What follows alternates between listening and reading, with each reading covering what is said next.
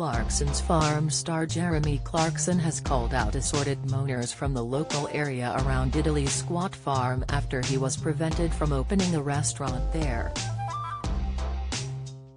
The former Top Gear presenter wrote all about how his plans were unexpectedly foiled in his latest column for the Sunday Times. Jeremy, 61, had big dreams of opening a small wood and sawdust cafe in his old lambing barn before his hopes were dashed by his local council.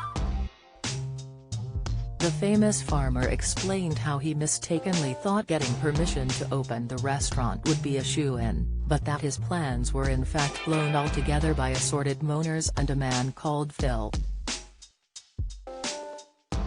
His ambitions to open a new restaurant on Italy's squat farm, which is located in West Oxfordshire, were dashed at the beginning of this week, much to Jeremy's annoyance. On January 10, the Clarkson's farm host saw his plans decisively thrown out by the council, with 7 out of 10 councillors condemning the scheme. The main point of contention appeared to be over what the restaurant could add to the community, including the creation of jobs and more opportunities for farmers to sell their produce, versus how it might disturb the area and surrounding environment.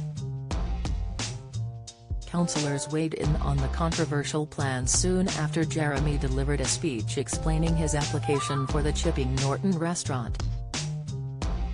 Plans to convert the lambing shed were savagely branded a Trojan horse by a solicitor representing one couple named Mr. and Mrs. Dewar. Others argued that the restaurant could cause traffic issues, while Jeremy's longtime pal councillor Postan dismissed these claims on the basis that there were no statistics to prove it. Some people raised concerns about how late the restaurant would stay open, as a 10 p.m. closing time had previously been proposed. While other worried members of the community felt that having a restaurant in the area would jeopardize its status as a dark sky zone, an area with little to no light pollution.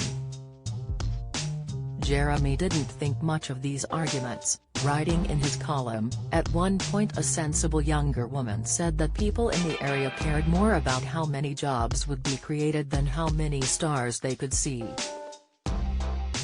But she was immediately shut down by the chap to her right who said touchily he liked to watch the sky at night. "Right. I see.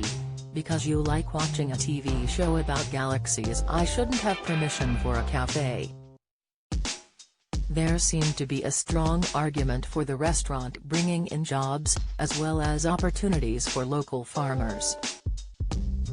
Councillor Davis said of the plans, "I love the idea of cooperative working.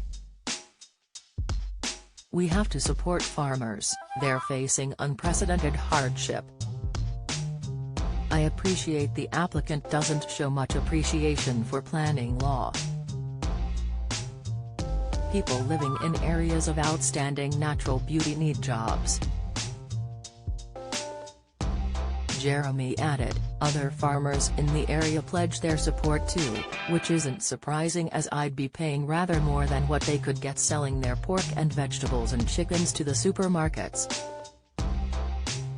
Unfortunately for the Amazon Prime star, citizens such as Councillor Saul expressed concerns over whether this was appropriate farm diversification. Jeremy continued to explain that a local government boss Phil got up and made a speech that built to a crescendo of fury, claiming that the plans would cause great harm to their local area. In the wake of what Jeremy describes as a tidal wave of misguided moral righteousness, a vote was held and the planning officer said she would not recommend granting the plans,